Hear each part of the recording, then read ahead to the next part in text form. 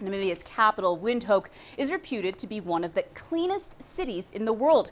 Its infrastructure is also amongst the best in sub-Saharan Africa. Now, these are huge attractions for people coming from all over the country. However, instead of greener pastures that they had hoped for, many newcomers find themselves confronted with skyrocketing housing prices. CCTV's Sun Lan has this report. Justine and her family now live in the suburb of Wind-hoek. 9 years ago, when they bought their house, they wouldn't have thought that it was one of the wisest decisions they would ever make. 9 years ago, I bought this house to the value of 250,000. But now, as this house is standing right now here, it's above $1 million. That makes it very difficult for people to afford.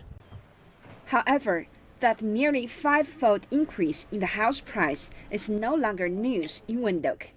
In the last 5 years, the average house price in the capital has doubled. During the same period, the average income has only registered a 26% growth. That means even with a decent job, many here can't afford to buy their own houses.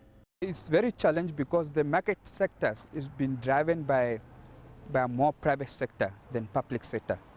And as a middle class income, it's very difficult because the house in Namibia, the price is very high. Initially designed for a population of 150,000, Wind-hoek is now home to nearly 400,000 people. The demand for houses is high, but supply is limited, especially for the mid-level house market, pushing the prices to go up further. It's a seller's market. In the face-off for a house, many first-time buyers often find themselves outbid by those better prepared. You will find a house, then you go look for it with your agent. Later on, that agent perhaps sells the same house to another friend or to an expensive price. Before this one, I tried maybe like 5 houses before I got my luck. The government has put housing in its national development program. In Vision 2030, the blueprint for the country's future, access to housing is a priority.